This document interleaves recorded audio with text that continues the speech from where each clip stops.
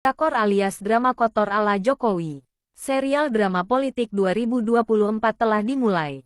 Megawati menugaskan Ganjar maju sebagai calon presiden 2024 dan menjadikan Mahfud sebagai wakilnya guna memecah suara Nahdlatul Ulama. Sementara Jokowi ditugaskan Megawati untuk membentuk koalisi Indonesia Maju dengan mengajukan Prabowo sebagai calon presiden 2024 berpasangan dengan Gibran anak kandung Jokowi. Serial drama ala Jokowi sebenarnya berawal dari Pilpres 2019 yang lalu. Hasil kontrak atau bargaining politik antara Jokowi dan Prabowo yaitu Jokowi berjanji akan menjadikan Prabowo sebagai presiden 2024 dengan syarat tidak menyengketakan atau mengajukan kasus tindak pidana pemilu 2019. Di antaranya kasus pembunuhan ratusan petugas KPPS. Dan Megawati pun menyadari PDIP akan tenggelam di 2024 kepercayaan rakyat terhadap partai berlogo binatang banteng itu tidak akan menang. Maka Megawati menugaskan Jokowi membentuk koalisi besar dan cawe-cawe ke ketua umum partai akhirnya terbentuklah koalisi Indonesia Maju. Drama politik pun dibuat terkesan antara Megawati dan Jokowi berseteru padahal mereka ingin menipu para pendukung PDIP yang fanatik dan bodoh. Bagaimana cara memenangkan suara di Pilpres 2024 maka Ganjar dipasangkan dengan Mahfud guna memecah suara Nahdlatul Ulama. Ganjar hanya tumbal politik jika PDIP serius ingin menang di pemilu 2024 pasti akan memunculkan Puan Maharani sebagai calon presiden. Karena Megawati menyadari PDIP sudah 2 periode berkuasa dan tidak bisa menang di Pilpres 2024.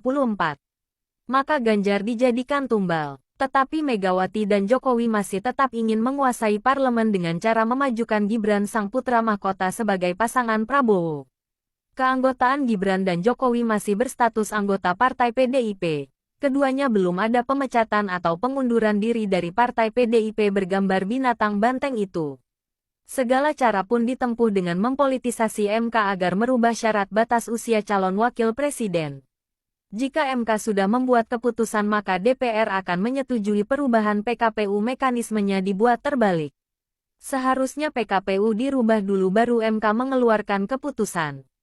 Serial drama di MK pun terjadi sang paman berhasil meloloskan Gibran sebagai calon wakil presiden walaupun resiko yang akan dihadapi pemecatan jabatannya sebagai ketua bukan dipecat statusnya sebagai hakim Mahkamah Konstitusi oleh Mahkamah Kehormatan MK yang diketuai Jimli. Usman berhasil melemparkan kotoran taik di lembaga hukum tertinggi.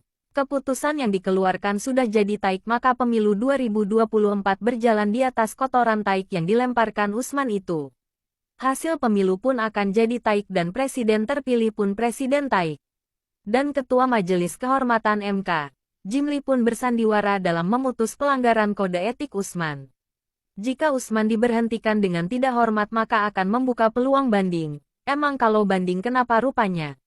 Mengapa Jimli tidak membuang Usman dari MK karena Jimli juga punya kepentingan yaitu anaknya yang saat ini menjabat sebagai Wasekjen Gerindra dan juga calon legislatif dari partai berlogo binatang Garuda itu. Serial drama semakin menarik dibuat suasana antara kubu Megawati dan kubu Jokowi begaduh dan akar rumput yang bodoh itu pun mempercayainya. Akhirnya kedua pasangan partai bergambar binatang banteng dan Garuda itu melenggang di Pilpres 2024. Keberhasilan drakor drama kotor ala Jokowi yaitu telah mewujudkan kontrak politik dengan Prabowo dan menjadikan anaknya sebagai wakil Prabowo bertujuan untuk melindungi dirinya dari jeratan hukum yang berlapis.